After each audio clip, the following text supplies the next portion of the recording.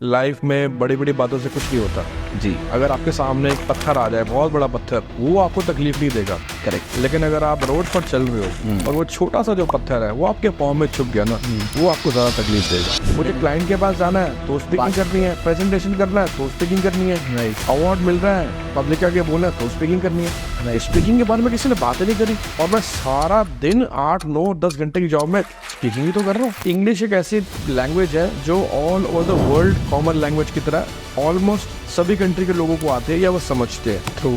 तो इसीलिए इंग्लिश एक स्टैंडर्ड लैंग्वेज बन गई है। Correct. Hindi is still considered to be the language of a country. तो every day an average human being goes through 85,000 thoughts, जिसमें से 75% थॉट्स फेक होते हैं। बिल्कुल ठीक। क्या पब्लिक स्पीकर बनने के लिए कोई क्वालिफिकेशन या कोई क्राइटेरिया होना चाहिए या नहीं? जो कॉर्पोरेट में है या बिजनेस में है वो अपने बिजनेस और जॉब के अलावा भी पब्लिक स्पीकिंग करके पैसा कमा लेते हैं। बिल्कुल ठीक बात। इंपॉर्टेंट बात यह है कि तभी बचपन में ना हमारे पापा मम्मी में डांट के बोलते थे ये बैंगन खा, बिल्कुल, ये तोरी खा, बिल्कुल कहते हैं, घिया खा। बिल्कुल। आजकल इन सब चीजों का रिप्लेसमेंट हो गया मोमोज से, बर्गर से, फास्ट फूड से। हाँ, उसमें वो कंपोनेंट्स है ही नहीं। बिल्कुल ठीक। जब वो इंग्रेडिएंट्स बॉडी में नहीं जाएंगे तो उसकी डेफिशिएंसी कौन कवर करेगा? बिल्कुल ठीक बात। तो करा दिया जिन्होंने मुझे मेरा वक्त देखकर। कसम खाता हूँ ऐसा वक्त लाऊंगा, मिलना पड़ेगा मुझसे वक्त लेकर। क्या बात है, क्या बात है, बहुत।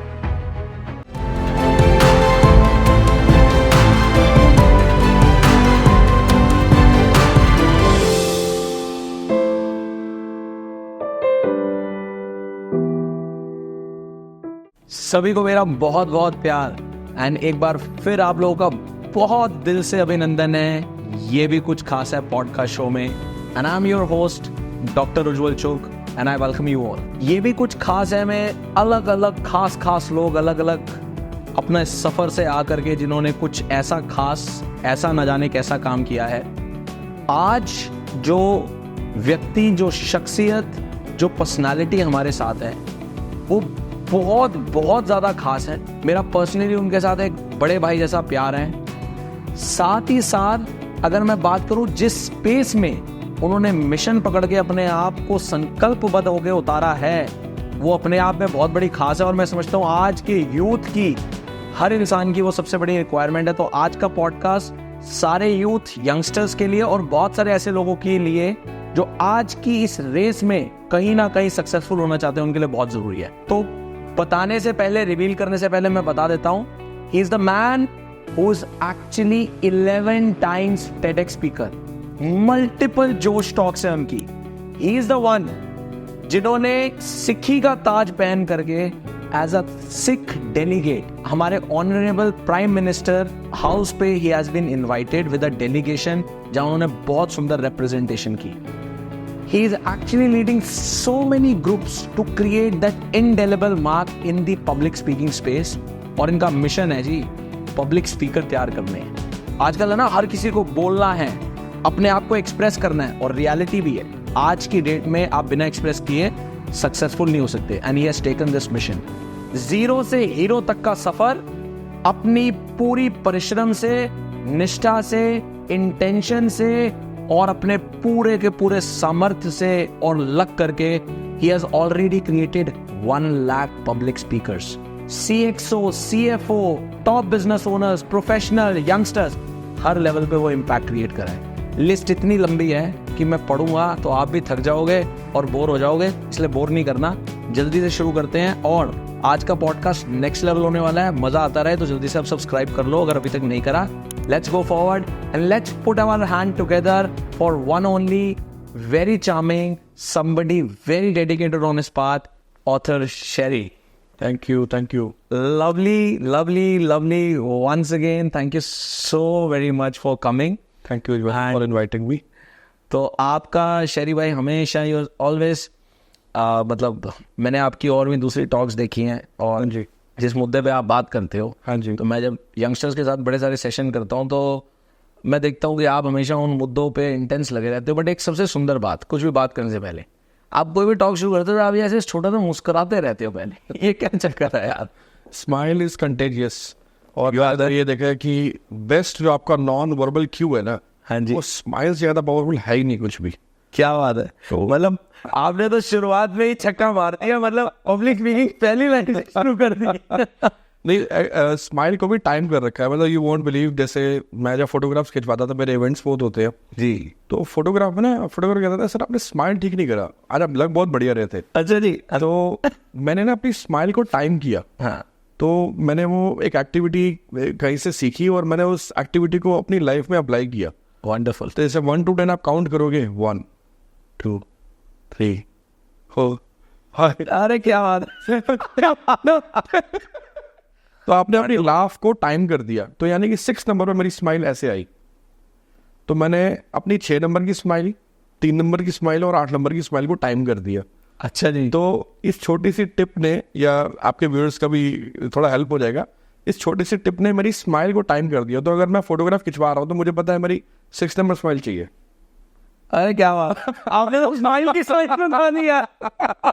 तो अच्छा, लवली। तो छोटी छोटी चीज़ें हैं ना, एक्चुअली मेरे लाइफ में बड़ी काम आती है जी, और मैं तो ये समझता हूँ कि लाइफ में बड़ी बड़ी बातों से कुछ नहीं होता जी, अगर आपके सामने एक पत्थर आ जाए, बहुत बड़ा पत्थर, वो आपको तकलीफ नहीं देगा। करेक्ट। लेकिन अगर आप रोड पर चल रहे हो और वो छोटा सा जो पत्थर है वो आपके पाँव में चुभ गया ना, वो आपको ज्यादा तकलीफ देगा। राइट, वेरी लाइफ में बड़ी बड़ी बातों से कुछ नहीं होता, ट्रूली, छोटी छोटी बातों का बहुत महत्व है। बिल्कुल सही। ये छोटी सी बात है, स्माइल कैसे करनी है। नहीं, वो बात सही है ना, आपकी बात वही सिद्ध होगी जो हमेशा दिखाता है कि चींटी अगर चाहे तो वो हाथी को पूरा डांस करा सकती है। तो वही बात होगी, हर छोटी बात का है।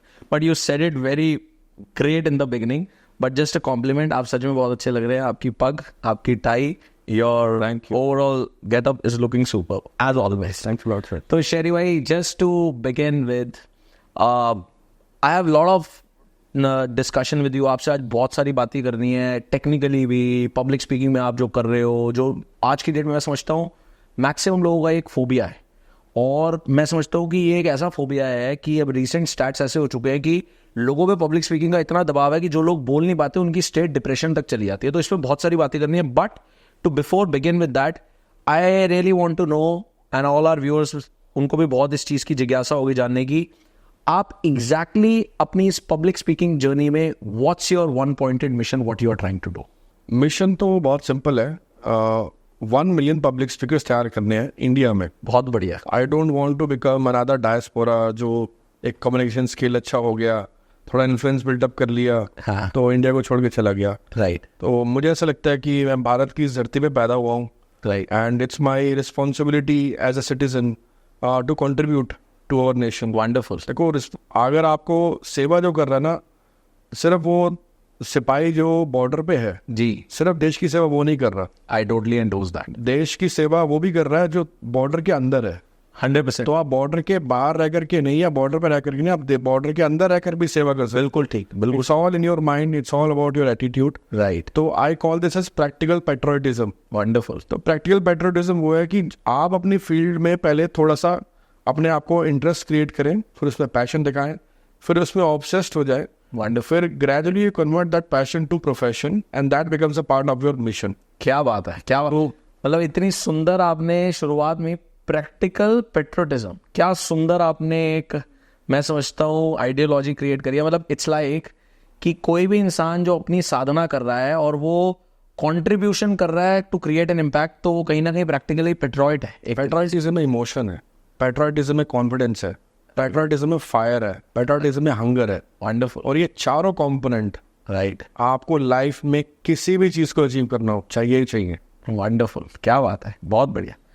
तो शेरी भाई, आज की डेट में we have seen this, and this has come in this era of expression where everybody wants to express. तो बहुत लोगों की इच्छा होती है, हम 4 लोगों को देखते हैं जिन्होंने नाम कमा लिया, भीड़ से आए, तो उन सबको पता होता है कि जी पहली चीज़ है कि आपको बोलना आना चाहिए। तो पहला सबसे इंपॉर्टेंट क्वेश्चन, क्या पब्लिक स्पीकर बनने के लिए कोई क्वालिफिकेशन या कोई क्राइटेरिया होना चाहिए या नहीं? एक्चुअली पब्लिक स्पीकिंग ना एक एक्टिविटी है। ओके, अब जैसे अगर मैं आपको नहीं जानता जी, तो आप मेरे लिए अननोन है, तो effectively talking to more than 1 person in public becomes public speaking as a technical format. Right. और अगर मैं आपसे एज अ स्ट्रेंजर बात कर रहा हूँ जी, तो it is also form of public speaking, not completely but एक सेमी तरीके से उसको बोल सकते हैं। बिल्कुल ठीक बात है। तो ऐसा कोई क्राइटेरिया या क्वालिफिकेशन नहीं चाहिए। Right. एक्चुअली हम जैसे जैसे एक फैंसी वर्ल्ड में जी रहे हैं तो लोगों को लगता है कि कोई चीज़ करने के लिए ना कोई चीज़ करनी पड़ेगी, करेक्ट, ट्रू, है ना। But by the virtue of life which we all are living, जी। तो एक्सप्रेशन हमारे साथ इनबिल्ट ही होता है। राइट, और आपने देखा होगा कि जब बच्चा पहली बार छोटा बच्चा जब पहली बार इस संसार में आता है जी, तो उसका एक्सप्रेशन क्या होता है? सैडनेस, रोता है वो। हाँ करेक्ट, तो ठीक बात, हमारे एक्सप्रेशंस इनहेरेंट है, हमारी बॉडी मूव होती है जी। तो बॉडी लैंग्वेज भी इनहेरिटेड है। राइट, सिर्फ उसको चलाने का, हाँ। अपनी बात के साथ अलाइन करने का और अपने इमोशंस और फीलिंग के साथ उसको मूव करने का तरीका सीखना होता है। अच्छा, and that is where you become specialist into body language. तो आप जो कह रहे हैं उसका कहीं ना कहीं मतलब ये है कि हर इंसान में एक्सप्रेशन लेटेंट में पड़ा हुआ है। Absolutely. It's just that a mentor is required जो उसको उठा के सरफेस पे ले आए और आप उसको बात को रख सके। एब्सोल्युटली, मेंटर की जरूरत तब पड़ती है जब आपको लगता है कि वो जो सफर तय करना है उस सफर में आप अपने आप को अकेला महसूस कर रहे हो, करेक्ट, या आपको लो कॉन्फिडेंस फील होता है, राइट, तो that is where you need a mentor. तो जैसे सफर लंबा हो और रास्ता जल्दी तय करना हो तो आपको मेंटर की जरूरत पड़ती है। लवली। तो just to go little back, इस पे और डिटेल में बात करने से पहले, आपका पब्लिक स्पीकिंग का how did you landed up in this overall journey? आपका ये सफर यहाँ तक आया कैसे? मतलब आप पब्लिक स्पीकिंग में बस मेरे अपने फेलियर से ही आया। अच्छा, मैं खुद ही फेल हो गया था स्टेज पे। एक बार मैं कॉर्पोरेट में काम कर रहा था और मैंने कुछ सेल्स के टारगेट कंप्लीट किए थे। अच्छा, तो आप पहले कॉर्पोरेट जॉब? मैं कॉर्पोरेट वर्ल्ड में था। अच्छा, मैं करीबन 18 साल मैंने कॉर्पोरेट जॉब करी है। वंडरफुल। तो मैं जब उस कॉर्पोरेट वर्ल्ड में था तो वहाँ पर पहली बार मुझे स्टेज पर एक अवार्ड दिया जाना था, एक गोल्ड मेडल मिलना था, एक सर्टिफिकेट मिलना था। अच्छा जी, कुछ टारगेट्स अचीव किए थे मैंने। अच्छा, तो वहाँ पर जब वो अवार्ड मिलना था तो मैं बड़ा एक्साइटेड हो गया कि आज मैं 300 लोगों के सामने ऑडिटोरियम में अवार्ड मिलेगा। तो उस समय मेरी एक फ्रेंड होती थी, वो भी मेरे साथ में थी, तो we both were very happy. और हम लोग वहाँ पे वेन्यू पे पहुंचे, राइट, सब लोग वहाँ पे वोटिंग कर रहे थे, एंजॉय कर रहे थे, खाना पीना चल रहा था, म्यूजिक चल रहा था। तो मेरी फ्रेंड सेड कि आज आप अच्छे से लोगों को बताना कि आज आपने जो टारगेट किया कैसे किया। तो मैंने कहा हाँ जैस्मिन, डोंट वरी यार, मैं तो बहुत मैंने बताना ही तो है, बता दूंगा, क्या दिक्कत है। तो मेरा नाम अनाउंस हुआ, मैं जब स्टेज पर गया तो स्टेज पर जैसे ही मैं गया मैंने अवार्ड लिया, फोटो वोटो खिंचवाई, बड़ा खुश था। उसके बाद मेरे वहाँ पे जो कंट्री हेड थे उन्होंने बोला कि आप आकर के जरा थोड़ा सा बताओ कि how did you achieve this target and you become in top 3, आप कंट्री में टॉप 3 पे हो। Right, sure sir. मैं जैसे ही डायस पे गया तो एकदम मेरे आंखों के आगे एक ब्लैकआउट हो गया, अंधेरा सा आ गया। तो मेरे हाथ ट्रेमल करने लग गए, लेग शेक करने लग गए, अच्छा, हाथ पाउंड होने लग गया मेरा। तो मुझे पहली बार एहसास हुआ कि मैं अपनी बात बोलना चाहता हूँ पर मैं बोल नहीं पा रहा हूँ। अच्छा, there was some kind of blockage which I felt that time. हाँ, मतलब बहुत बारी लोगों के साथ होता है, वो निकल ही नहीं रहा होता। मैं उसको अच्छी तरह अभी याद करूँ अगर तो मुझे एहसास हुआ कि शायद मैं अपनी बात कहते हुए भी रुक रहा हूँ। अच्छा, तो there is something which is inside me which is stopping me. वो जैसे कहते हैं शब्द ही नहीं मिल रहे। हाँ, अच्छा, ओके। तो उस समय मुझे लगा कि अब तो सबसे पहले तो क्या है ना, जब आप लोगों के सामने होते हो तो आपकी रेपुटेशन है एक, करेक्ट, तो हर इंसान रेपुटेशन के लिए जीता है, अपनी इज्जत के लिए जीता है। राइट, तो मुझे लगा सबसे पहले यहाँ से निकलो, राइट, बाकी सब चीजें बाद में देखेंगे ये क्यों हुआ था, क्या हुआ था। जी, मैं somehow वहां से एस्केप करके निकला किसी तरीके से। मेरी फ्रेंड बहुत गुस्सा हुई, अच्छा, आज आपने बोला नहीं कुछ, आप इतना घबरा गए, ये वो। तो मैंने उसको बोला यार मैं घबरा तो जरूर गया लेकिन मैं आज एक प्रॉमिस कर रहा हूँ, एक ओथ ले रहा हूँ कि this day will never come in my life again. I am going to learn the art of public speaking. क्या बात है, क्या बात। तो वहां से वो ओथ शुरू हुआ और मैं उस समय ना कर्ज कर रहा था अपनी स्कूल की पढ़ाई को कि काश मुझे इतनी सब्जेक्ट्स की पढ़ाई कराई, ये पब्लिक स्पीकिंग सिखा दिया होता। आज मेरे काम तो यही आ रहा है, मुझे क्लाइंट के पास जाना है तो स्पीकिंग करनी है, प्रेजेंटेशन करना है तो स्पीकिंग करनी है, राइट, अवार्ड मिल रहा है, पब्लिक के आगे बोलना है तो स्पीकिंग करनी है। स्पीकिंग के बारे में किसी ने बात ही नहीं करी और मैं सारा दिन 8, 9, 10 घंटे की जॉब में स्पीकिंग ही तो कर रहा हूँ। बिल्कुल ठीक बात है। तो मुझे एहसास हुआ कि communication skill right, is a powerful merit with you, और मुझे लगा कि मुझे ये सीखना चाहिए। And public speaking is a performance based communication task, आपको परफॉर्म नहीं करना होता है। राइट, जैसे कि एक बड़ा अच्छा किस्सा मुझे याद है। भारती सिंह कॉमेडियन है, सब जानते हैं जी, तो उन्होंने बहुत वजन लूज कर लिया, अब उनका अपना पॉडकास्ट भी है। तो भारती सिंह एक बारी अपने एनुअल फेस्ट से एंकरिंग करके अपने पापा के पास आई गुड न्यूज सुनाने के लिए कि पापा मुझे the great India laughter challenge में ना मेरा नॉमिनेशन गया। अच्छा, वहाँ पे शेखर सुमन, नवजोत सिंह सिद्धू है जो पैनल पे है, अगर मेरा सिलेक्शन हो गया तो मैं सीधा टीवी पे आऊंगी। अच्छा जी, तो उसके पापा ने उसको बोला कि ठीक है कोई गल नहीं पुत्र, कर ले इसको। हाँ ठीक है, उसके पापा ने मैं बहुत घबरा रही हूँ। हाँ, तो उसके फादर ने उसको एक बात बोली जो उसने इंटरव्यू में बताई क्या? कि बेटे स्टेज पर जाने से पहले डरो, अच्छा, बट स्टेज पर चढ़ने के बाद किसी के बाप से मत डरो। क्या बात है, क्या बात है। तो उसने कहा पापा इसका क्या मतलब हुआ? हाँ। अरे बेटे स्टेज पर जाने से पहले डरना इसलिए क्योंकि वो पॉजिटिव फियर है, उसमें आप तैयारी करो, राइट, ऑडियंस के मुताबिक क्या कंटेंट चाहिए उसकी तैयारी करो, वंडरफुल। और आपको ग्रेटिट्यूड होना चाहिए कि आपको ये मौका मिला है। इतने हजारों लाखों लोगों को मिला है। बहुत बढ़िया। तो ये पॉजिटिव फियर जरूरी है। नेगेटिव फियर वो है जहाँ आपने तैयारी ना करी हो, आपको पता ना क्या बोलना है, ऑडियंस कौन है, तो वो नेगेटिव फियर खतरनाक है आपके लिए। Very nice. और जैसे ही आप स्टेज पर आओगे, स्टेज पर आने के बाद आप एक आर्टिस्ट हो, आप एक परफॉर्मर हो, वेरी नाइस। और परफॉर्मर जानता है उसे स्टेज पे क्या करना है। तो public speaker is just not a speaker, is a performer. Wonderful. और मैंने जब इस जर्नी को समझा तो मुझे समझ में आया कि बहुत सारे ऐसे एट्रीब्यूट्स हैं पब्लिक स्पीकिंग के जो थिएटर से आए हैं। राइट। आज आप थिएटर में क्या सीखते हो? बोलना, आई कैन मॉड्यूलेशन, हाँ, आप वॉइस मॉड्यूलेशन सीखते हो, आप बॉडी लैंग्वेज सीखते हो, Right. आप पॉज सीखते हो, करेक्ट, आप अपने डायलॉग का इमोशन सीखते हो, आप अपने डायलॉग की डिलीवरी विद फीलिंग सीखते हो। राइट। वो कहते हैं कि अगर किसी को अपना कैरेक्टर जीना होता है ना फिल्म के अंदर, तो उससे पहले उस कैरेक्टर को अपने अंदर ढालना पड़ता है। बिल्कुल ठीक बात है। और you have to live that. हाँ, और डायलॉग को ढालने के लिए, कैरेक्टर को ढालने के लिए आपको स्पिरिचुअली बहुत हाई होना पड़ता है, क्योंकि आपको ऑल टुगेदर उस मोमेंट पे वो नहीं बनना जो आप हो रियल में, आपको वो बनना जो आप नहीं हो। बिल्कुल ठीक बात है। तो इसीलिए this is also something which we do in public speaking. Right. वहां से मुझे ये सब चीजें समझ। नहीं, आपने ये बात तो बहुत सुंदर बोल दी कि, और वो इतनी सुंदर एनालॉजी दी कि पब्लिक स्टेज से पे चढ़ने से पहले डरो, which means you should not be negligent कि हाँ ठीक है कुछ भी बोल देंगे।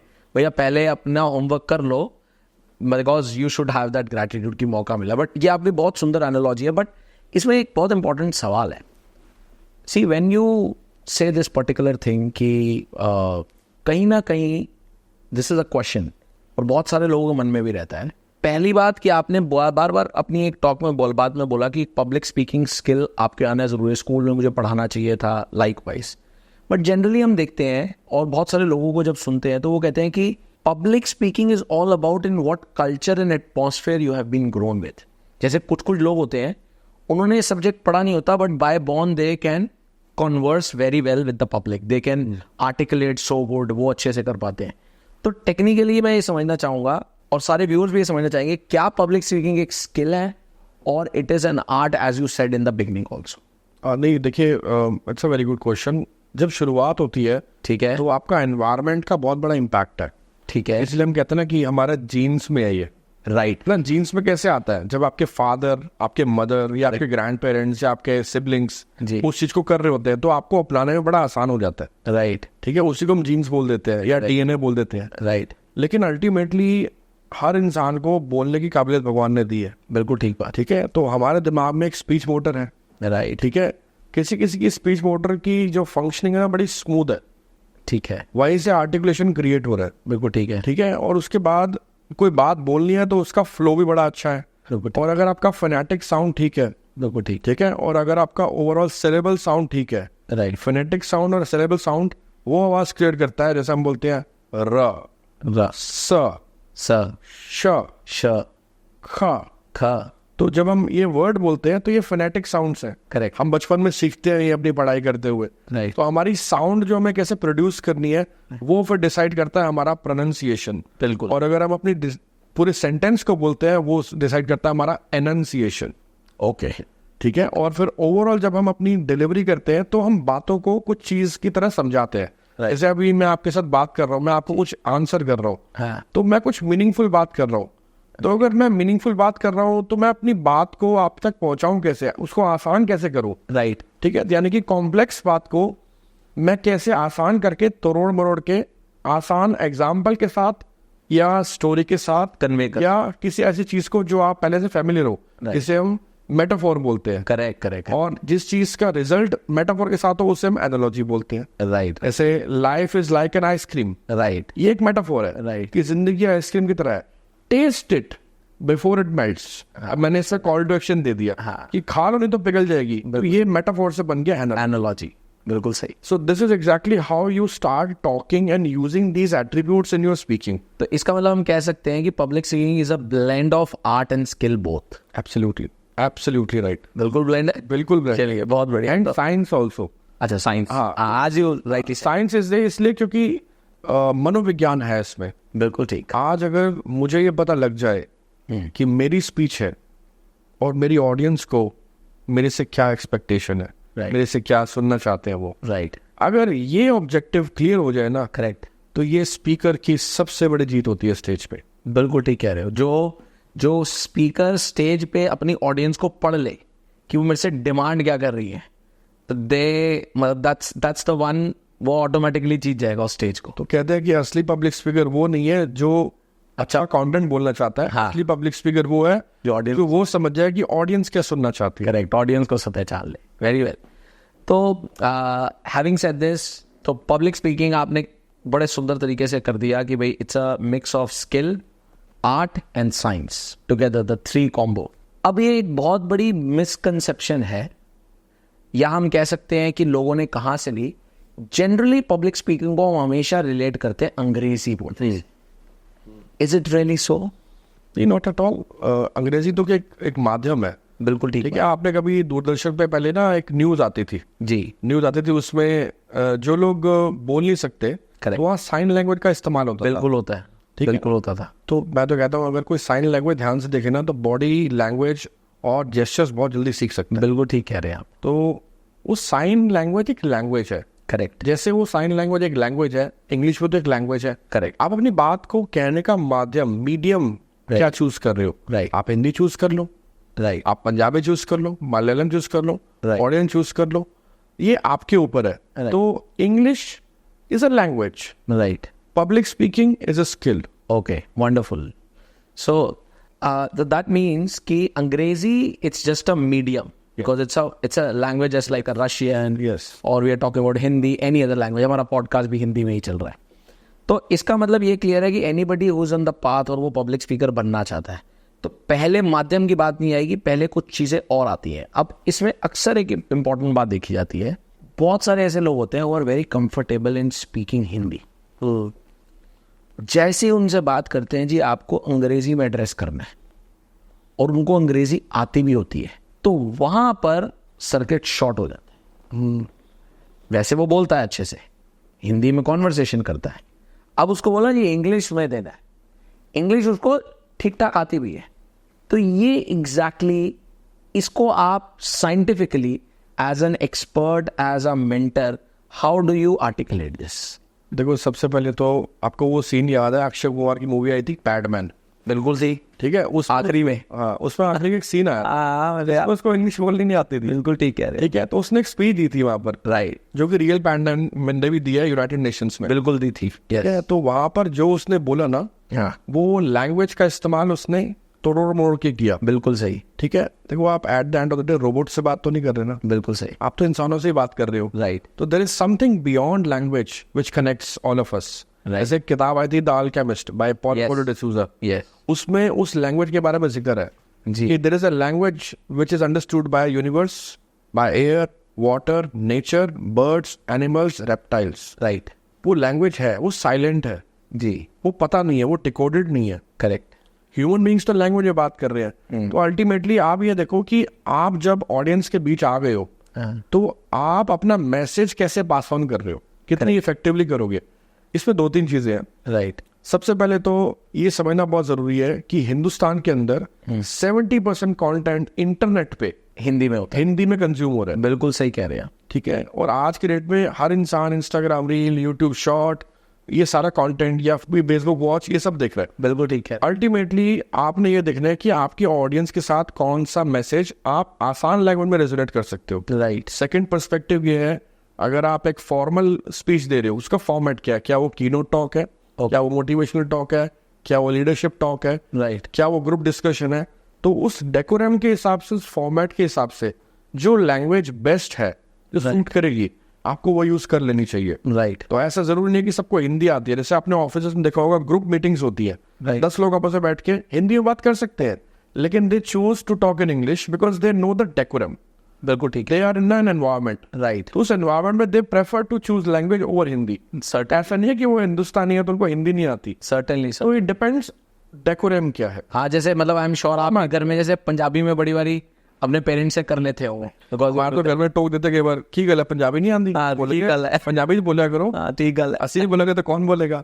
एब्सोल्युटली। सो कमिंग बैक, तीसरा पर्सपेक्टिव ये है कि कभी कभी आपको ऑडियंस से पूछ लेना चाहिए हाँ कि ऑडियंस को क्या पसंद है। यूजुअली हम करते हैं ट्रेनिंग सेशंस में या कॉर्पोरेट की नोट्स में, और अगर आप इसको थोड़ा सा और लेवल अप करेंगे, जो चौथा पर्सपेक्टिव है वो ये है कि अल्टीमेटली आप अगर एक प्रोफेशनल स्पीकर की तरह मार्केट में जा रहे हैं तो आपसे एक्सपेक्टेशन क्या है, राइट। तो वहाँ पर आपका लैंग्वेज का मास्टरी होना ज़रूरी है। सो देयर आर लेवल्स, ठीक है ना। और इंग्लिश एक ऐसी लैंग्वेज है जो all over the world common language की तरह ऑलमोस्ट सभी कंट्री के लोगों को आते हैं या वो समझते हैं। ट्रू। तो इसीलिए इंग्लिश एक स्टैंडर्ड लैंग्वेज बन गई है। Correct. Hindi is still considered to be the language of a country. So at a global level it is universally accepted, तभी हम इंग्लिश को ले लें। एब्सोल्युटली।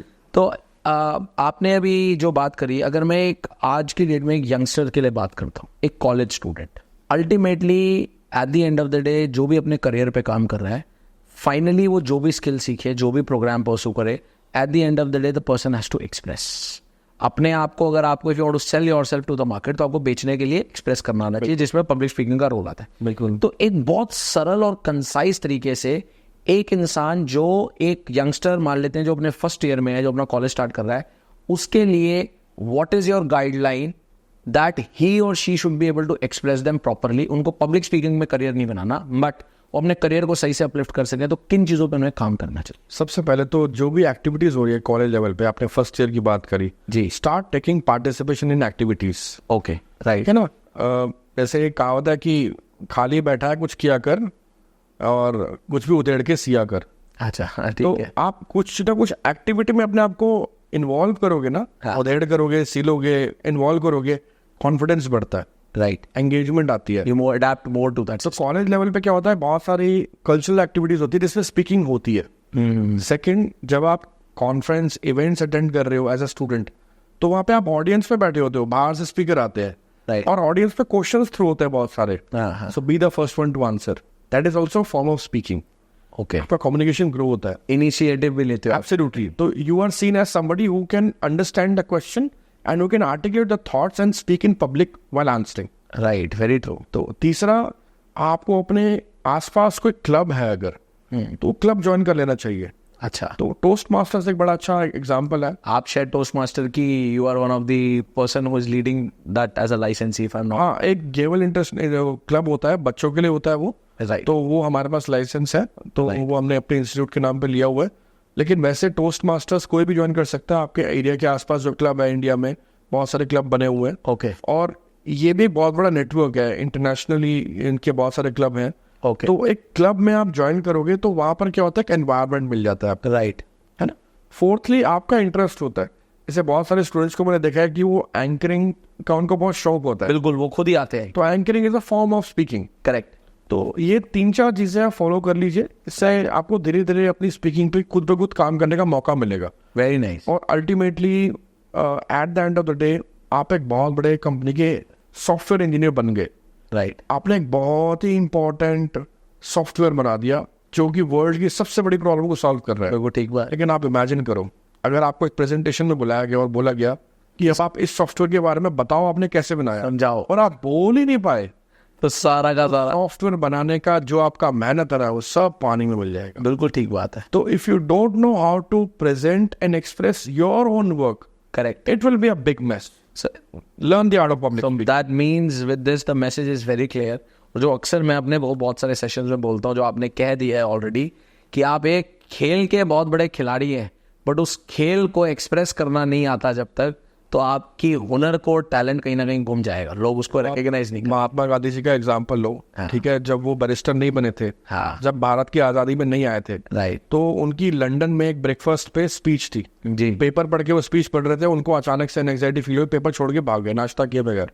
जी, फिर उनका जब पहला एज अ बैरिस्टर उनका केस था, हाँ, उस वक्त जब वो जज के साथ बात कर रहे थे, उन्हें पैनिक अटैक हुआ यस, और वो वहां से वो कोर्ट रूम छोड़ के भाग गए। जी, ठीक है, but today we know Mahatma Gandhi as father of nation, Nation. क्योंकि he has a big role which has been played for the Right. Independence of our country.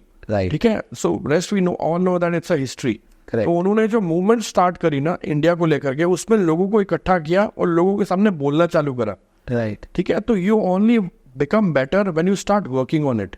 Right. Hrithik Roshan है 17 साल की उम्र में, डुग्गू उसको बुलाते थे, राकेश रोशन, उसको स्टैमरिंग का प्रॉब्लम था। जी। आजकल बहुत सारे बच्चों को ये प्रॉब्लम भी है। तो रेखा उनके घर आई तो उन्होंने कहा डुग्गू क्या बात है, रो क्यों रहे हो?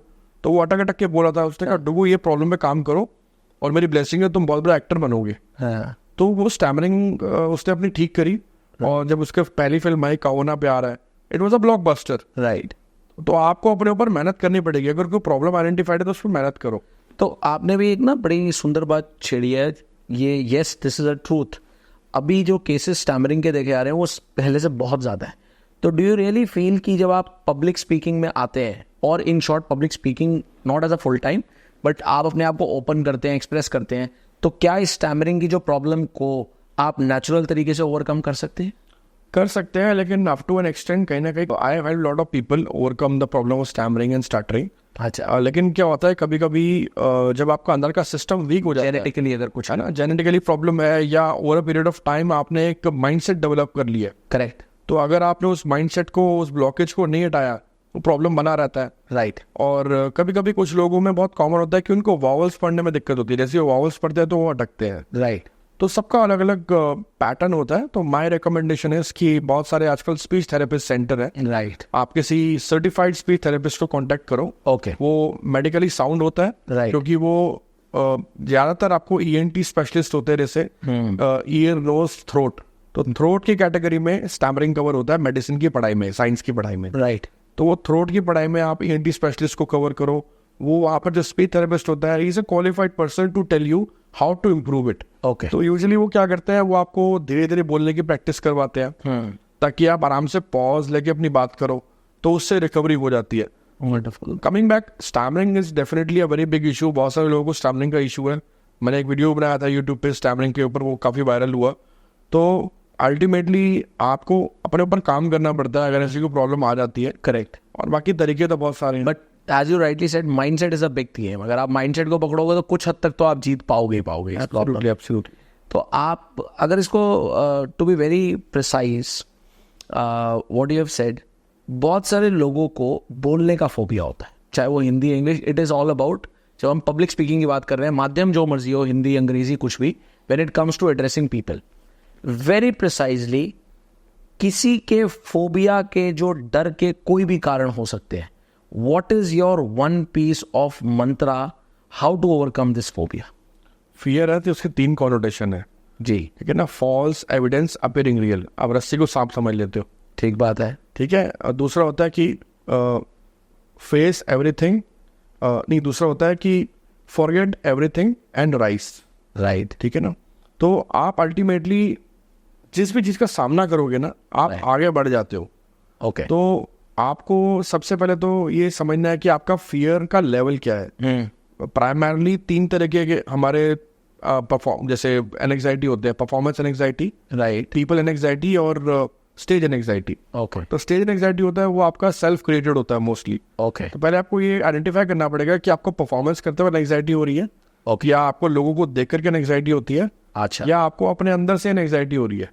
ओके। ठीक है। तो मोस्टली केसेस अपने खुद की एनएक्साइटी के होते हैं। Stage anxiety. हाँ जी। ओके। ठीक है। तो उसके लिए जो प्राइमरी रीजंस होते हैं वो यही होते हैं कि आपका विटामिन डी कम है, अच्छा जी। आपका B12 कम है। अच्छा। क्योंकि आजकल लोग धूप में तो बैठते नहीं, छतों पे बैठ के फ्रूट खाने का जो समय था हमारे बड़ों बुजुर्गों के टाइम पे, वो तो जा चुका है। आजकल लोग मोबाइल में बैठते हैं, बच्चे हमारे यंगस्टर्स करेक्ट। एसी में बैठ गए, मोबाइल में बैठ गए, रेस्टोरेंट में बैठ गए, कैफे में बैठ गए। बिल्कुल। तो जो वो जो एलिमेंट था हमारा पॉडकास्ट भी लोग मोबाइल पे देख रहे होंगे। तो अभी भी है, उनको ये बोल दिया जाए कि जहाँ धूप में बैठ जा। हालांकि अब तो हम तो ये पॉडकास्ट एनसीआर में रिकॉर्ड कर रहे हैं, आपका पॉडकास्ट वर्ल्ड वाइड लोग देख रहे हैं। हो सकता है वहाँ पर धूप का मौसम हो और उनको फेवरेबल हो। सर्दी, सही बात है। हम तो जहाँ रिकॉर्ड कर रहे हैं वहाँ तो जल्दी है। नहीं तो वी मस्ट से दिस कि धूप में बैठ के देखो, ताकि आपके अंदर विटामिन डी आए और स्टेज एंजाइटी में कहीं ना कहीं थोड़ा सा रूट रीजंस होते हैं। Right. If you want to change the fruit you have to change the root. बिल्कुल ठीक बात है। Very true. आपको जड़ हटानी पड़ेगी, जड़ पे काम करना पड़ेगा। जड़ पे जब तक काम नहीं होगा तब तक कोई समाधान नहीं मिलेगा। True, very true. तो वो जो जड़ है वो यही होती है कभी कभी। और तीसरा होता है कि हमारा फोबिया होता है। तो फोबिया को हटाने के लिए ना मैं सबसे इम्पोर्टेंट बात ये बोलता हूँ कि आपने कभी क्रिकेटर को, बैट्समैन को देखा है? वो बार बार ना एक ही जगह बॉलिंग करते हैं। जैसे हम एग्जांपल लेते हैं बुमराह का। अच्छा, अब बुमराह को यॉर्कर करनी है ना, उसको बोलना है 3 बॉल यॉर्कर डालनी है, तो उसकी ऑलमोस्ट लेंथ बॉल की वही होती है। बिल्कुल ठीक है। क्योंकि उसने उस चीज की प्रैक्टिस करी है। हाँ, अब आपने एग्जांपल ये जैसे सचिन तेंदुलकर का, कहा जाता है कि वर्ल्ड क्रिकेट में सबसे शार्प रिफ्लेक्सेस आज तक जिसके हुए हैं that is Sachin Tendulkar. Yes, ठीक है, तो इसलिए उसको क्रिकेट का गॉड ही माना जाता है। तो रिफ्लेक्सेस क्या होता है कि आप किसी भी चीज को इतनी बार प्रैक्टिस कर लो कि आपका बॉडी मूवमेंट वैसा हो जाए। ओके, तो आप बॉल की स्पीड से भी तेज बॉडी काम करती है, बॉडी के रिफ्लेक्सेस ऑटोमेटिकली। तो स्पीकिंग में क्या है जी, अगर आपके रिफ्लेक्सेस में स्पीकिंग आ गया हाँ, तो आप मास्टरी कर जाओगे स्पीकिंग में। तो क्या ये कहीं ना कहीं इसी बात से लिंक्ड अप है? जैसे देखते हैं कुछ इंडियन बच्चे who have been born outside, since they remain in that culture, तो उनका जो फिनोटिक्स है, the accent automatically becomes that American, और लेट्स से जहां भी है।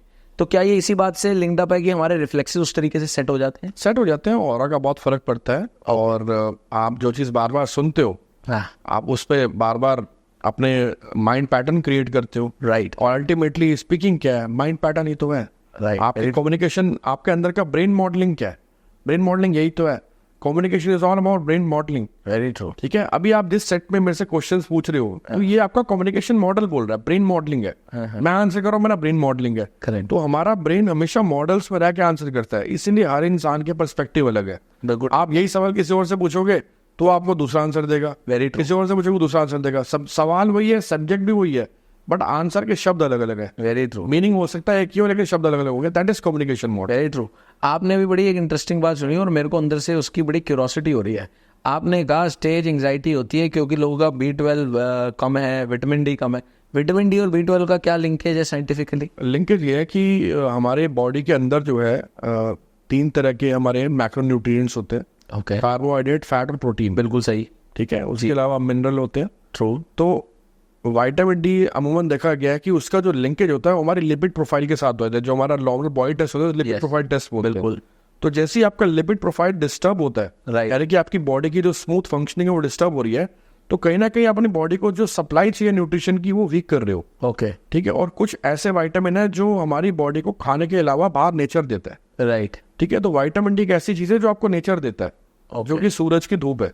करेक्ट। ठीक है ना, तो अब आप वो सूरज की धूप लेना छोड़ रहे हो तो विटामिन डी कहाँ से जनरेट होगा? वो फूड से ही होगा। बहुत डीप और बड़ा सटल आपने एस्पेक्ट। तो आपने अगर वो फूड भी नहीं खाया तो विटामिन डी तो गया गॉन फॉर टॉस, तो विटामिन डी हो गया गायब। अब बॉडी में किसी चीज की डेफिशिएंसी क्रिएट हो गई, राइट। तो बॉडी तो मशीन की तरह काम करती है। तो मशीन में आप तेल नहीं डालोगे, किसी पार्ट में तेल नहीं डालोगे, तो मशीन तो चल रही है ना। बिल्कुल ठीक बात है। तो वहां से कैसे चलेगी? उस पार्ट से वो प्रॉब्लम क्रिएट करेगी, या तो आवाज करेगी, या वहां चलना बंद होगी, या रुक रुक के चलेगी। तो जो रुक रुक के चलती है ना हमारी बॉडी के अंदर जो मशीन, वो हमारा इल्यूजन क्रिएट करती है। ओके, ठीक है, उसमें अजीब अजीब से थॉट्स आते हैं, नेगेटिव थॉट्स आते हैं। फिर उन नेगेटिव थॉट्स को हम बाय करते हैं। Right. हाँ, मेरे साथ तो कल ऐसे होने वाला था, मैंने नहीं करा। हम उस नेगेटिव थॉट को अपनी रियलिटी मान लेते हैं। राइट। तो every day an average human being goes through 85,000 thoughts, जिसमें से 75% थॉट्स फेक होते हैं। बिल्कुल ठीक, सेल्फ क्यूरेटेड होते हैं। ठीक है, और वो 75% थॉट में से एक थॉट अगर हमने अपना एक्सेप्ट कर लिया, हाँ, क्योंकि हमें थॉट मैनेजमेंट तो आता नहीं है ना। बिल्कुल, कहते हैं ना कि भगवान ने दिमाग तो सबको दिया, लेकिन सोचने का तरीका आपका खुद का है। बिल्कुल ठीक। तो अगर आपने वो राइट थॉट पिक नहीं करा तो आप वो फेक थॉट को अपनी रियलिटी मान लेते हो। बिल्कुल ठीक। और जैसे अगर आपका फेक थॉट आया, आपको अंदर से कैंसर है, कैंसर है नहीं आपको, हाँ, बट आपने फेक थॉट में ट्रस्ट कर लिया, तो आप अंदर अंदर cancer cancer cancer cancer cancer cancer. अब वो आपने अपने माइंड लेवल पर डेवलप कर लिया, धीरे धीरे बॉडी को कम्युनिकेशन हो गया। करेक्ट। तो this is how it works usually. नहीं, ये तो इवन साइंटिफिकली प्रूव्ड है। Even lot of depression cases, उसमें से 90% सिर्फ माइंड पे होता है। क्लिनिकल तो वो बाद में ही बनते हैं जाके। It starts everything from mind. Absolutely, तो यही चीज यहाँ पर भी है। तो आपने जो बात बोली, तो इससे बड़ी सिंप्लीफाइड वे में what I can really arrive on, जो आप सब बता रहे हैं कि this all public speaking, it's all about the culture in which you are, it's about the skill, it's about what you consume. इसमें एक बड़ी इंपॉर्टेंट बात है। हाँ। सॉरी मैं कट कर रहा हूँ। हाँ प्लीज। इंपॉर्टेंट बात यह है कि तभी बचपन में ना हमारे पापा मम्मी में डांट के बोलते थे ये बैंगन खा, बिल्कुल। ये तोरी खा, बिल्कुल कहते ये हैं, घिया खा। बिल्कुल। आजकल इन सब चीजों का रिप्लेसमेंट हो गया मोमोज से, बर्गर से, फास्ट फूड से। हाँ, उसमें वो कंपोनेंट्स है ही नहीं। बिल्कुल ठीक, जब वो इंग्रेडिएंट्स बॉडी में नहीं जाएंगे तो उसकी डेफिशिएंसी कौन कवर करेगा? बिल्कुल ठीक बात। इसलिए वो फिर बीमारी का रूप ले लेता है। Right. तो अल्टीमेटली आपकी डाइट, ये आपको सुन के थोड़ी हैरानी हो रही है कि पब्लिक स्पीकिंग में डाइट का क्या काम है भाई? राइट, एक्चुअली में पब्लिक स्पीकिंग में डाइट का बहुत बड़ा रोल है। नहीं, मैं I can relate because what you feed, वो कहते हैं ना जैसा आप खाओगे थॉट्स भी वैसे ही आएंगे। I can relate. और सारे मोटिवेशनल स्पीकर ऐसे हैं, मतलब आई am just sharing this story, काफी लोगों के लिए ये चीज नहीं होगी सुनने में। हाँ। वो कॉफी पी के स्टेज पे जाते हैं, अच्छा, क्योंकि कॉफी 15 से 20 मिनट में आपकी बॉडी को पंप कर देती है।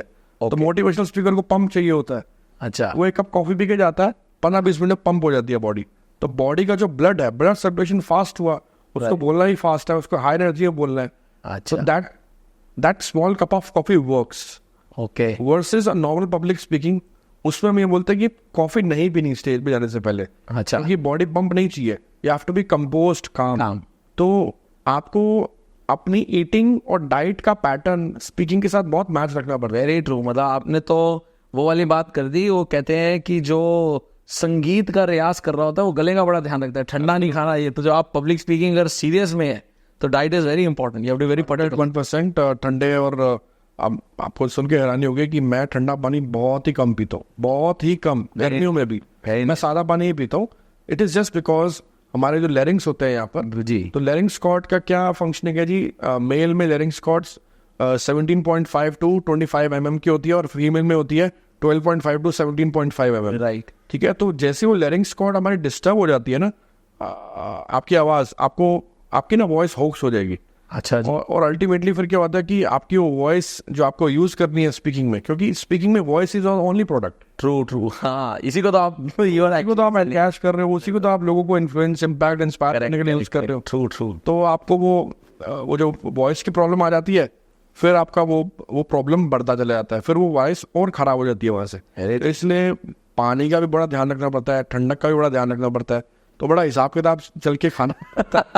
नहीं, वैसे मतलब आपने तो बहुत साइंटिफिकली इसको मतलब इंटेंस कर दिया। ठंडा मैं भी नहीं पीता, बट इतने दिमाग लगा के भी नहीं, बट वैसे नहीं। पब्लिक स्पीकर्स इन चीज़ों का ध्यान रखते हैं। मैं काफ़ी सारे प्रोफेशनल स्पीकर से मिला हूँ जी, इंडिया में, और जो बाहर काम कर रहे हैं इंडिया से अलग अलग कंट्रीज में। तो इन सब चीज़ों में बड़ा चर्चा होता है, क्योंकि अल्टीमेटली आपके जो वॉइस मॉड्यूलेशन है, राइट, वॉइस के भी 4 कंपोनेंट हैं।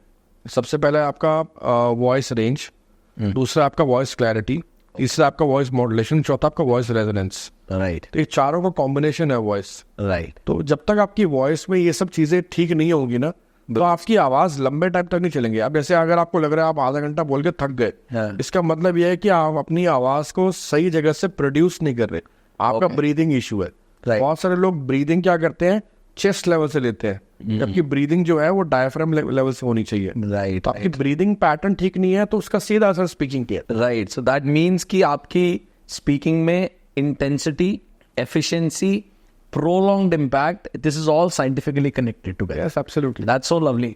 अच्छा, आपने बात करी अक्सर एक ना बड़ा, मतलब आई एम श्योर इसके पीछे भी आपका बड़ा कोर, आपके टेक्निकल एक्सपर्ट व्यू पॉइंट से समझना चाहेंगे। मतलब बिकॉज एक्सपर्ट व्हेन थ्रो ना, तो आप उसमें भी कुछ साइंटिफिक बात करेंगे।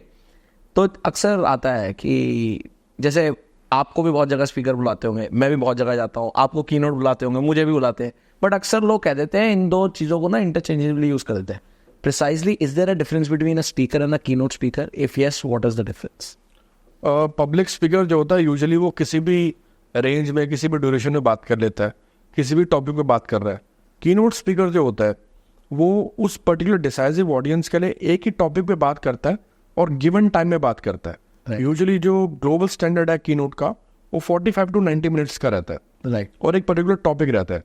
तो जैसे if I have to name a few speakers, Robin Sharma एक कीनोट स्पीकर है, राइट, ब्रायन ट्रेसी एक पब्लिक स्पीकर है।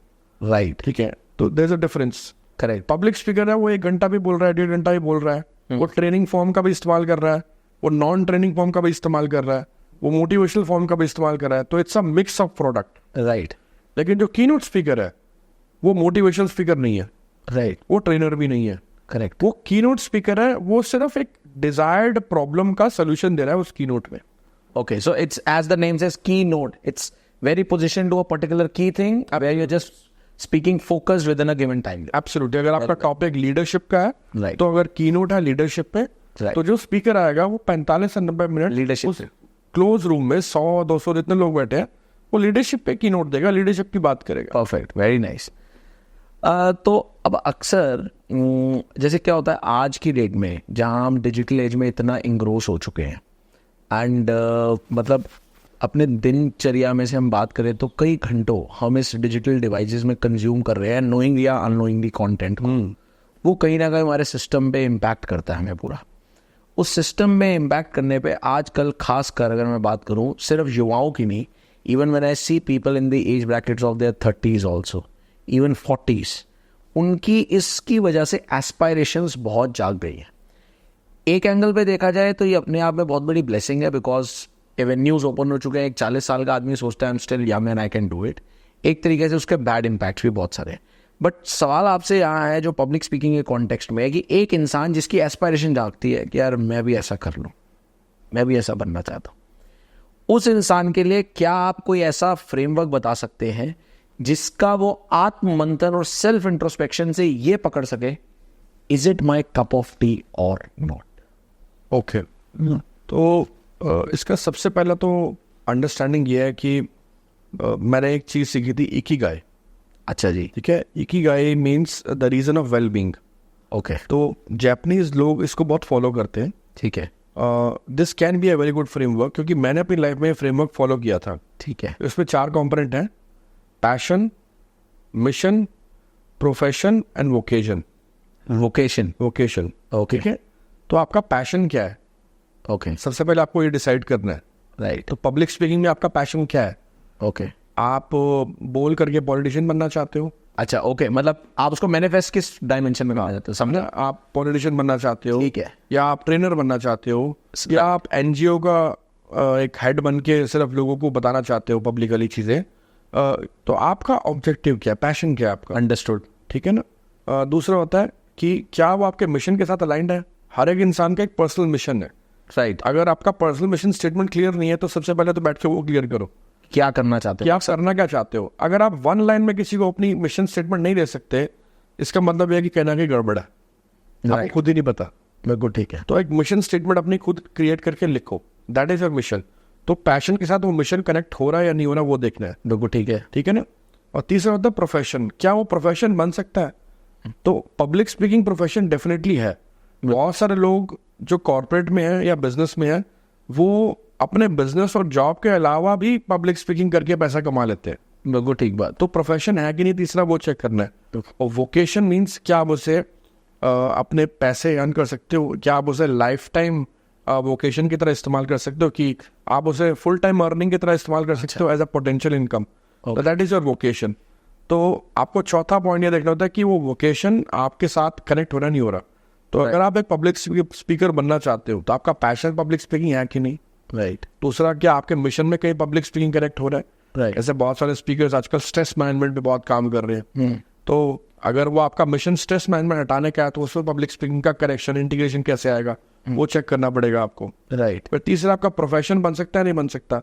आप स्ट्रेस मैनेजमेंट का स्पेशलिस्ट बन के, ट्रेनर बन के, कंसल्टेंट बन के, काउंसलर बन के ऐसे कमा पाओगे नहीं कमा पाओगे। राइट, तो vocation is a full time career. Full time career है कि नहीं, राइट, क्या वो करियर ऑप्शन में है कि नहीं। Right. ये 4 चीजें अगर आपको समझ में आ गई आपके इंटरेस्ट के साथ, करेक्ट। मैं समझता हूँ कि ये एक बहुत अच्छा फ्रेमवर्क है किसी को भी इजीली अप्लाई करने का। तो आपने बहुत सुंदर फ्रेमवर्क दिया of passion and then finding your mission, mission, and after mission knowing your profession and then going to vocation. This framework is very good, but इसमें जो मैं थोड़ा सा और बारीक सवाल है, जैसे मैं आपको इसको एक सरल उदाहरण से करते हैं। Somebody says I want to be a software developer. तो एक डेवलपमेंट होने के लिए एक बेसिक प्रोटोकॉल ये है कि आपको कंप्यूटर के साथ अपने आप को समर्पित करना पड़ेगा कोड करने के लिए। तो कोई इंसान जो बहुत सक्षम है, लॉजिकल एबिलिटी बहुत स्ट्रांग है, कोड करना जानता है, लैंग्वेज सीख ली, बट वो कहता है कि मैं यार कंप्यूटर के साथ लंबा नहीं बैठ सकता। तो टेक्निकली वो आदमी तो केपेबल है, but ultimately he is not fit to be a developer, क्योंकि उसकी जो प्रोटोकॉल है उस प्रोटोकॉल को वो कहीं ना कहीं वो उसके साथ रेजोनेट नहीं करती। सिमिलरली क्या पब्लिक स्पीकिंग में अपने आप को फुल टाइम उतारने के लिए कुछ ऐसी बेसिक प्रोटोकॉल हैं जिसको सबको आदमी को चेक कर लेना चाहिए क्या उस प्रोटोकॉल पे वो फिट बैठता है या नहीं बैठता, जिससे उसे पता लग जाए कि is it my cup of T और नॉट? आई थिंक इसका बहुत स्पेसिफिक आंसर तो मुझे लगता है कि कॉलिंग है। अच्छा, इनर कॉलिंग। आपकी कॉलिंग क्या है? अच्छा, ठीक है, अगर आपके अंदर से कॉलिंग ही फील नहीं हो रही आपको, तो कहीं ना लाइफ में जब आप चल रहे होते हो ना, तो बहुत सारे गड्ढे आते हैं, छोटे छोटे स्पीड ब्रेकर आते हैं। तो जब आपकी कॉलिंग नहीं होगी ना, वो देखिए इस पे ना एक बड़ा मेरा मतलब ये एक बहुत बड़ी डिसेप्शन है। लॉट ऑफ पीपल वो कॉलिंग की सर्टननेस को समझ ही नहीं पाते। बहुत सारे more than 90% people are always under an influence. जैसे मैंने 4 वीडियो देखी, मैंने देखा अरे यार ये यंग आदमी कहाँ पहुंच गया, अब मैं इसको अपनी कॉलिंग समझ लेता हूँ। तो according to you, from your experience, how somebody knows कि ये मेरी कॉलिंग है या नहीं? That's a very deep question. Calling समझने के लिए सबसे पहले तो आपको आत्ममंथन करना पड़ेगा, जैसे हम बोलते हैं नो थाई सेल्फ। ओके, ठीक है, अपने अंदर जाना पड़ेगा। इनर इंजीनियरिंग, सदगुरु बोलते हैं इनर इंजीनियरिंग करनी पड़ेगी। हाँ, तो अपने अंदर आपको अपने आप को समझना पड़ेगा कि आप किस मिट्टी के बने हो जी, कौन हो आप, what is your identity, right. आप समाज को क्या देना चाहते हो। ठीक है, तो आपको ये सब चीज़ों के जवाब पहले थोड़े ढूंढने पड़ेंगे। आत्ममंथन बहुत ज़रूरी है। और दूसरा, तो आत्ममंथन करने के लिए टूल्स बहुत सारे हैं, meditation is one of them, right. ठीक है। दूसरा, आपको ये समझना पड़ेगा कि एट लार्ज आप वो काम करना चाहते हो जिससे आपका मॉनेटरी बेनिफिट हो, या आप वो काम करना चाहते हो जिससे सोसाइटी को बेनिफिट हो, या आप वो काम करना चाहते हो जिससे मॉनेटरी बेनिफिट भी हो, सोसाइटी को बेनिफिट भी हो, राइट, ताकि वो सोशल एंटरप्रेन्योरशिप मॉडल बन जाए बिजनेस का। ठीक है। तीसरा, आपको फिर ये देखना होता है कि मेरा पैशन है कि नहीं। राइट, तो मैं ऐसा समझता हूँ कि ह्यूमन ब्रेन बहुत पावरफुल है। राइट, 3 ट्रिलियन सेल से बना ह्यूमन ब्रेन है। राइट। तो अकॉर्डिंग टू एक्सपर्ट्स, सबसे ज़्यादा दिमाग जिस इंसान ने अभी तक पृथ्वी पे यूज़ करा है वर्ल्ड में, वो अल्बर्ट आइंस्टीन है, 14%।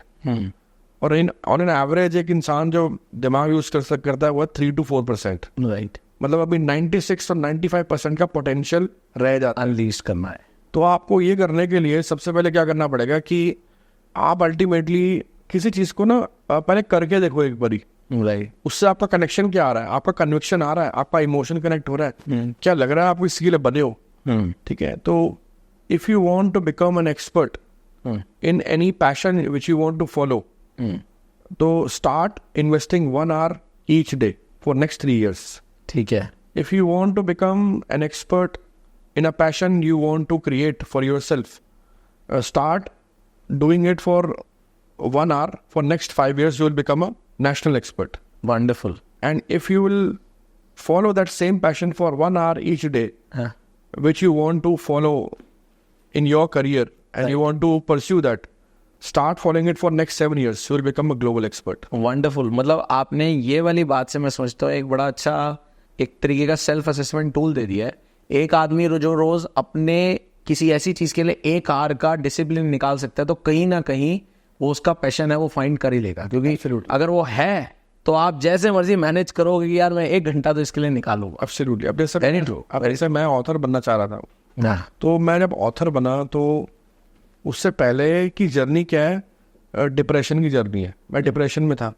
अच्छा। डिप्रेशन में मैंने राइटिंग करनी शुरू करी अपनी एक्सप्रेशन को निकालने के लिए, क्योंकि मैं किसी से बात नहीं करता था। राइट। तो जब मैंने किसी से बात नहीं करी तो मैं अपने अंदर के थॉट्स कहाँ रखूँ, मैंने उसको एक्सप्रेस करना शुरू कर दिया ट्विटर पे ट्वीट्स करके। तो मैंने 5000 से ज़्यादा ट्वीट करने शुरू कर दिए। अच्छा। तो धीरे धीरे क्या होता है, writing helps you heal. Right. मतलब कहीं ना कहीं आप डिसिमुलेट करते हो व्हेन यू राइट, आप अपने आप को लेट आउट कर। एब्सोल्युटली। तो लेट आउट करने में हेल्प करता है, हीलिंग करता है अंदर से। वंडरफुल। तो राइटिंग से मैंने हीलिंग करा और मुझे समझ में आया कि यार मैं ठीक ठाक लिख रहा हूँ। फिर मैंने जब एक एप्लीकेशन आई थी लेटर्स करके एंड्रॉयड पे, बड़ी फेमस हुई थी। अब तो खैर उससे बहुत अपग्रेड एप्लीकेशंस आ गई हैं। उसमें क्या होता था कि आप एक दूसरे को लेटर लिख सकते हो, right, in a form of memoir. तो कोई भी कंटेंट 300 वर्ड्स या 250 वर्ड्स का तो उसे मेमोयर बोलते हैं, राइट, है ना। फिर मिनी ब्लॉग आता है, फिर ब्लॉग आता है, फिर आर्टिकल आता है। तो this is stage. Right, wonderful. मतलब आपने जो भी कहा ना शरी भाई, आई कैन रिलेट। मतलब माई ओन ऑथरिंग जर्नी, मतलब आपने जो बोला वो वेरी ट्रू। और उसमें कहीं ना कहीं मैंने जो 2 self experiences which I share with you, मैंने जो करे while writing and after the book and everything, कि बुक लिखना कहीं ना कहीं एक तो हमारे ना थॉट प्रोसेस और डायमेंशन ऑफ परसेप्शन को इतना बढ़ा देता है कि हम चीज़ों के नज़रिए को बहुत होलिस्टिकली देख पा रहे हैं। और दूसरा मैंने जो महसूस करा, मेरा personal experience, it makes you very responsible लोगों के प्रति। मतलब कभी कभी हम बहुत मीन हो जाते हैं, हम कहते हैं ठीक है, बट वो लिखना अपने अंदर आपके अंदर ले आता है। मतलब ये मेरे 2 पर्सनल एक्सपीरियंसेस थे। Absolutely what you added has been great, मतलब लेट आउट, मैं कनेक्ट कर पा रहा हूँ जो आप बोलना चाह रहे हैं। एब्सोल्युटली। और फिर क्या होता है कि जैसे आपने लिखना शुरू कर दिया, अब धीरे धीरे ना एक मोमेंटम बन रहा है। हाँ। अब अंदर से आपको हंगर हो रहा है, मुझे लिखना है। हाँ। तो आप जब तक लिखोगे नहीं, आपको नींद नहीं आएगी। हाँ, और उल्टा भी होगा, नींद आने के बाद जल्दी उठ जाओगे कि मुझे लिखना है। Very- आजकल तो सोशल मीडिया का ऐसा होराइजन है कि कुछ भी लिखना है सोशल मीडिया पर डालना है, लाइक और कमेंट का बड़ा हंगर है। उसी की लड़ाई है सारी। तो इसलिए लिंक्डइन के न्यूज़लेटर भी है, Right. तो लोग लिंक्डइन पे न्यूज़लेटर पे भी छाप देते हैं, तो लोग पढ़ते हैं। आजकल आप किसी को जानना चाहते हो तो आप उसके थॉट्स से उसको बड़ी इजीली जान सकते हो। Wonderful. इसीलिए आजकल लोग एक दूसरे को फॉलो भी करते हैं। वेरी नाइस, वेरी क्योंकि जैसे अगर आप कुछ लिख रहे हो तो मैं आपको आपकी राइटिंग के थ्रू बहुत जल्दी पहचान सकता हूँ, कनेक्ट कर सकता हूँ। राइट राइट तो it is a very easy way, easy medium to connect with people. Right, same wavelength के लोग। एब्सोल्युटली। तो इसलिए आपको लगता है कि अब जैसे मेरा भी एक न्यूज़लेटर है द एलोक्वेंस एज के नाम से, अच्छा, उसमें करीबन 2000 सब्सक्राइबर है। तो अगर मैं कुछ लिख रहा हूँ और कोई उससे रेजोनेट कर रहा है Right. तो वो उसे खुद ही शेयर कर देगा। वंडरफुल। तो ऐसा this is how entire social media giving is on. Very तो अल्टीमेटली आपकी जर्नी शुरू कहाँ से हुई? राइट, आपने कुछ एफर्ट करा, हाँ, तो टेक अ स्टेप। ठीक तो आपको पहला स्टेप तो लेना ही पड़ेगा। ठीक है, उसके बाद धीरे धीरे आप किसी काम को बार बार करेंगे करेक्ट, तो वो आपका पैशन बन जाएगा। बिल्कुल सही। लगातार करते जाएंगे तो धीरे धीरे वो आपका ऑब्सेशन बन जाएगा। राइट, और जब आपको लगेगा कि यार मेरा ऑब्सेशन बन गया, मैं पागल हो गया हूँ, तो पागल कौन लोग होते हैं? Making a difference, MAD, mad, वो मेक अ डिफरेंस।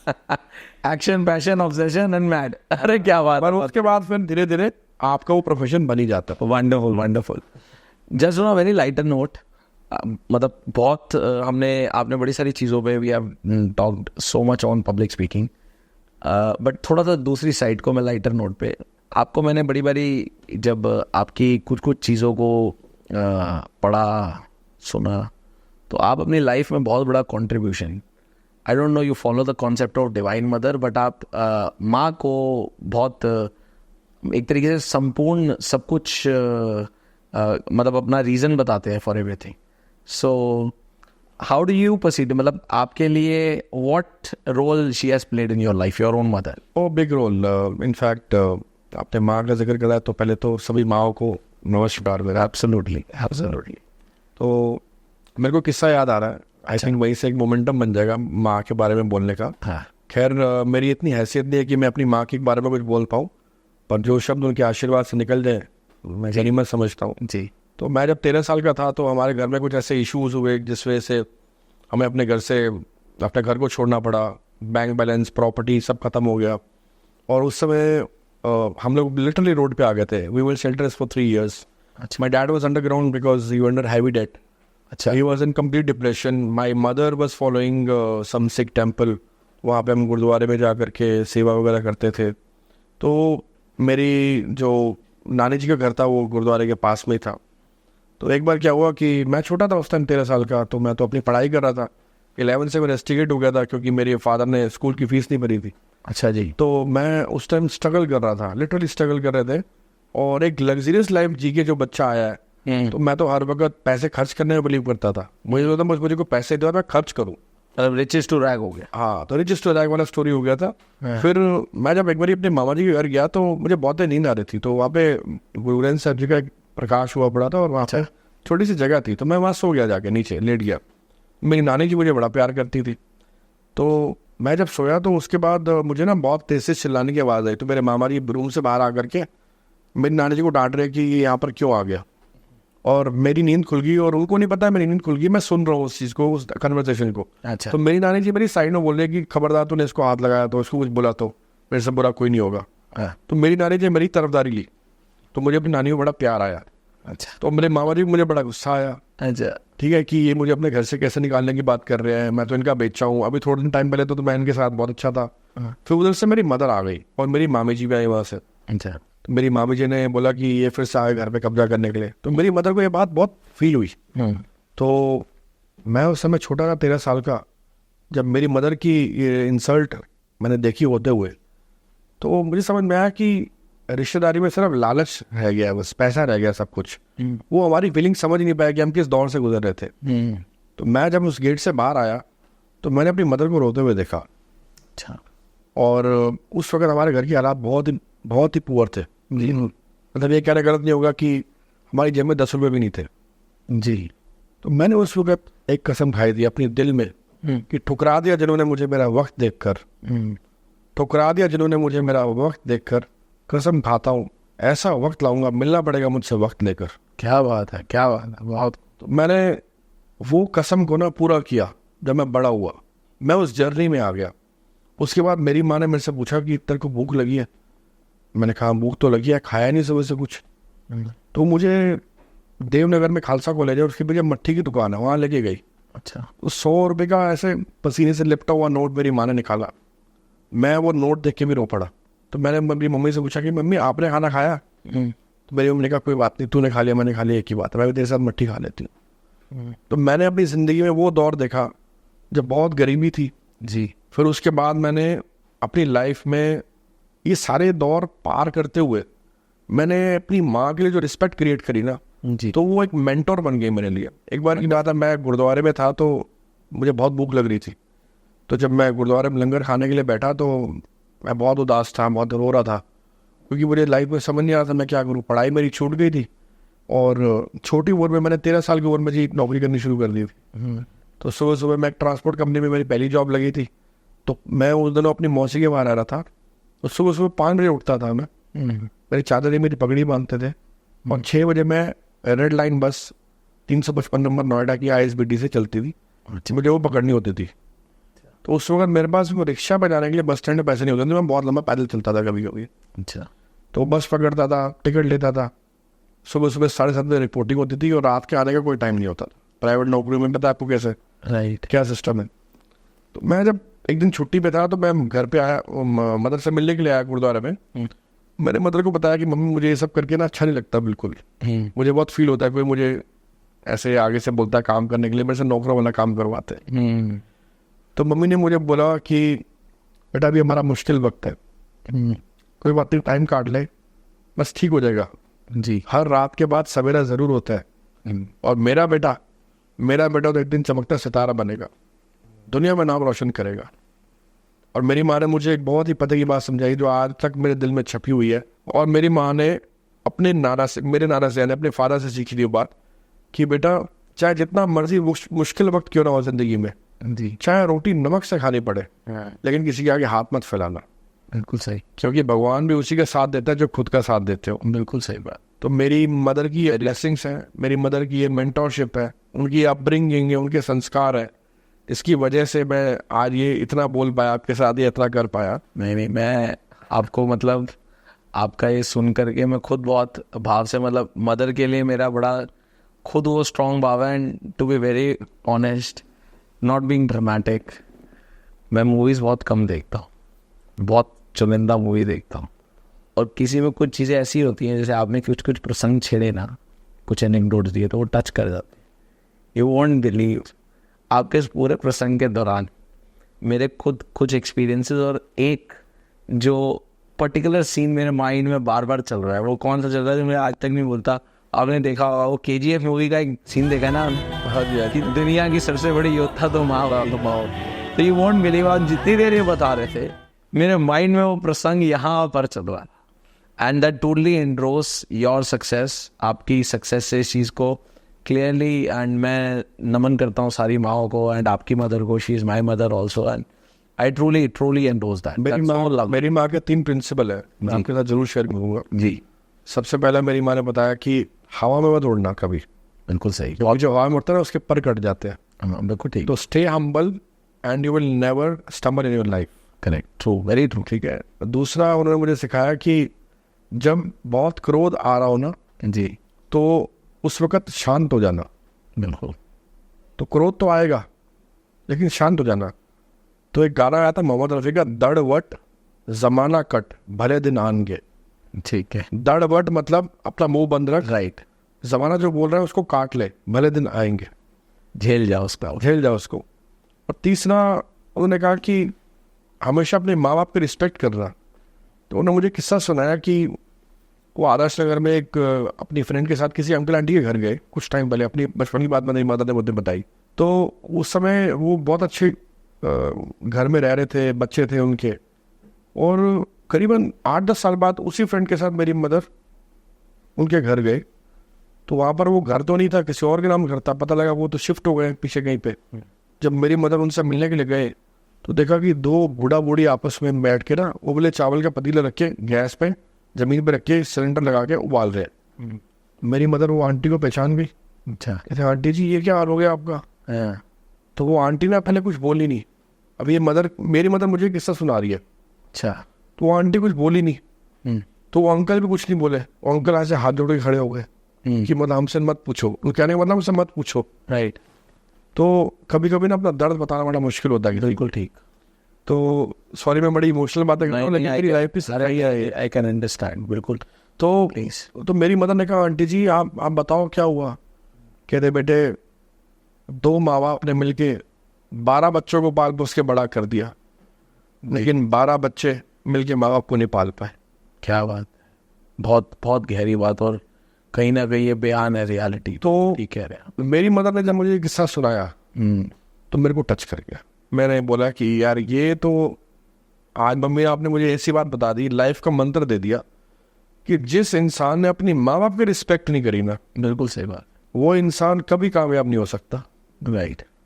तो ये 3 प्रिंसिपल मेरी लाइफ के मैंने पल्ले बांधे, और आज जो भी कामयाबी, सबका पर्सनल सक्सेस का डेफिनेशन आपका अपना अपना है। Absolutely. And personal success is the combination of lot of things which you do in your life. Right.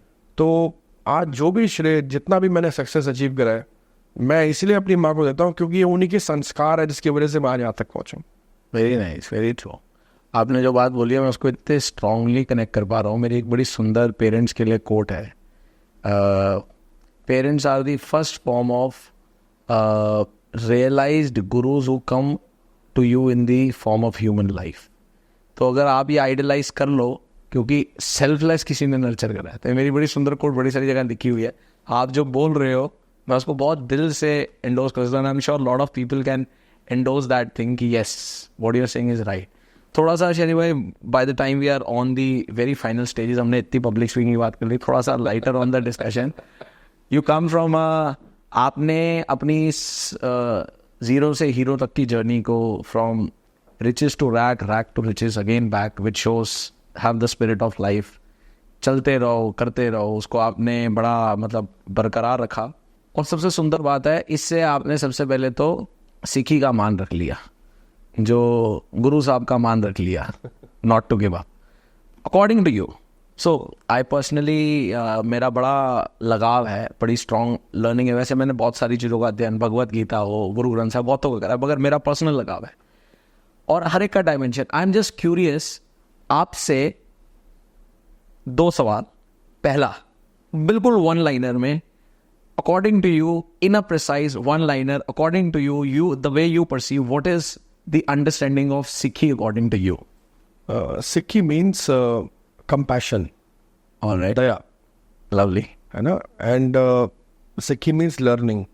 जब हम खाना नहीं छोड़ते, जी, हम घूमना नहीं छोड़ते, राइट, हम नए कपड़े खरीदना नहीं छोड़ते, राइट, तो हम सीखना कैसे छोड़ दें? क्या बात है, वेरी नाइस। तो सिक्खी is all about learning. In my profession, I never say I'm a public speaking expert. I always say I'm an expert public speaking student. अरे लवली, तो आपने तो बहुत सुंदर कर दिया। सिक्खी इज इक्वल टू सीखना, लर्निंग एंड कंपैशन, वंडरफुल। एक ऐसा प्रसंग या पूरी गुरु ग्रंथ साहिब के सार में एक ऐसी चीज जो आपकी लाइफ को सबसे स्ट्रांगली टच कर दी। जैसे हर गुरु का अपना अपना महत्व रहा है, बट एक चीज जो आपको अंदर से हमेशा वो करती है, व्हाट्स दैट फॉर यू? गुरु गोविंद सिंह जी ने बहुत ही सुंदर बात कही है। हाँ। कवि भी थे, योद्धा भी थे, हमारे गुरु भी हैं। हाँ, मैं हूँ परम पुरख को दासा, राइट, मैं हूँ परम पुरख को दासा, देखन आयो जगत तमाशा। अरे क्या बात, तो वंडरफुल, ये जगत एक तमाशा है। वेरी नाइस, मैं उस अकाल पुरख, उस परमात्मा का भेजा हुआ एक कण हूँ, वेरी नाइस, जो अपनी स्टेजेस में और अपनी कला को इम्प्रूव करते हुए भगवान का रूप बन के भगवान में ही समा जाएगा। अरे क्या बात है, बहुत बढ़िया। ये तो स्टोरी हो गई from normal to a public speaker to a realization. आपने स्पिरिचुअल कोच बना दिया। अरे वंडरफुल। अरे नहीं, ऐसा होता है कि मैं ये मानता हूँ, आप किसी भी जगत के कोच हो, बिना इसकी बिना स्पिरिचुअल क्वेश्चन के तो आप अपनी जर्नी को लेस ऑर्डिनरी कर ही नहीं सकते। ये बहुत इंपॉर्टेंट बात है। स्पिरिचुअल क्वेश्चन तो मस्ट है जी, कोई भी हो, तो इसमें तो कोई दोराई नहीं है। अच्छा, आप ये पब्लिशिंग के अलावा मूवीज वूवीज देखते हो? काफी कम देखता व्हाट हूँ kind of genre you love to watch? मैं आजकल, जैसे सीरीज वगैरह में। ओके, सो एक जैसे वो रॉ की मूवीज होती है, raw based movies, detective movies होती हैं जिसमें जॉल्ट होता है, जिसमें सस्पेंस होता है, जिसमें मुझे पता नहीं लगे अगले सीन में क्या होने वाला है। राइट, मुझे ऐसी मूवीज देखना बहुत पसंद है जहाँ प्रिटेंशन रहते हैं भी ये पता है क्या होने वाला है, समझ गया। तो पता नहीं आता। मतलब वही बात होगी, लाइफ में हर आदमी मिस्ट्री को फॉलो करता है, मिस्ट्री दिखाओगे देखेंगे। वो एक्चुअली थोड़ा एक्साइटमेंट रखता है। Otherwise my wife is always complaining कि जब भी इनको सिनेमा हॉल में लेके जाओ तो ये सो जाते हैं। हाँ। तो अच्छा, एक सबसे सुंदर बात आपने भी बात छेड़ी, मैं पूछने वाला था। सबसे मजे की बात यह है कि you have a very young daughter. हाँ जी।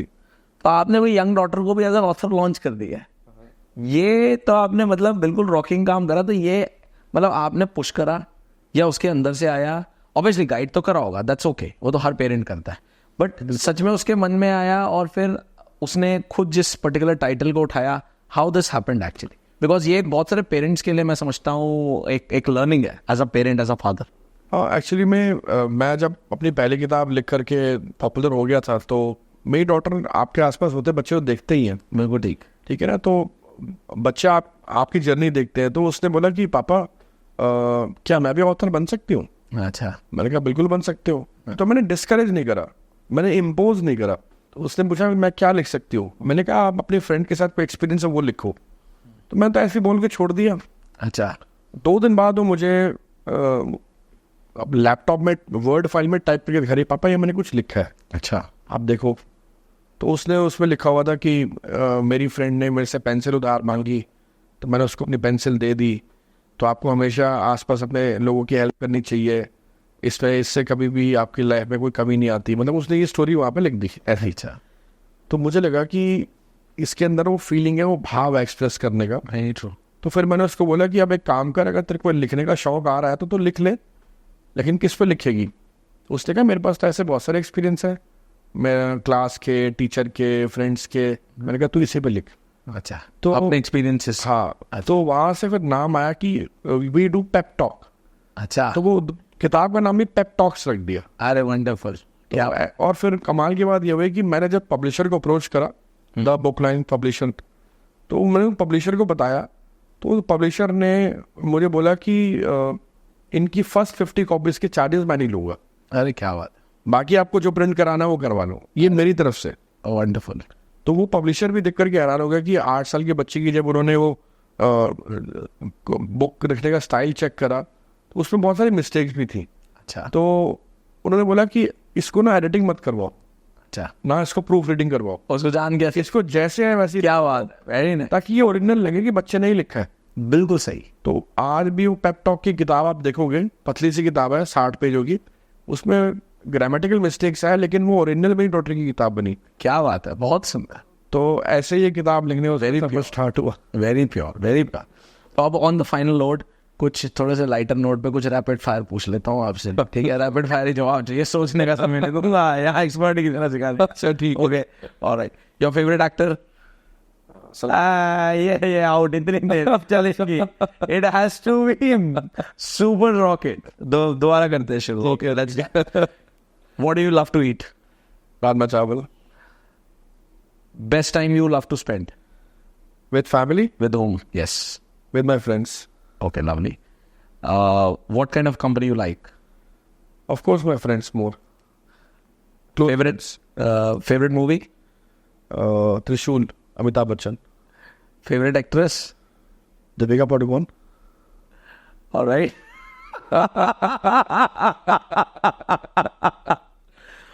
Your favorite book? The Alchemist by Paulo Coelho de Souza. Wonderful. Your favorite hobby? I love to sing. अरे क्या बात है, मैंने तुझे गाना सुना की ना होगा एक बार, जल्दी जल्दी सुना दो, रैपिड फायर नु रोक देते यार। We'll hold this. You can then गाने बहुत सारे आते हैं. I do a lot of karaoke singing at my home. I also do, but yes, I would love to listen anything that you would love to share. जो आप तो सुनाओगे। पंजाबी सुना दो तो बड़ी अच्छी गल है। मतलब I love to hear lot of people. Punjabi latest नहीं है, फिर कोई भी सुना दो। एक अभी जगजीत सिंह को आपने गजल भी सुना, हाँ गजल माइस्ट्रो, वो ठीक है। बट उनके बहुत सारे ओल्ड स्कूल सॉन्ग्स हैं, जिनसे एक है ओ ढाई दिन ना,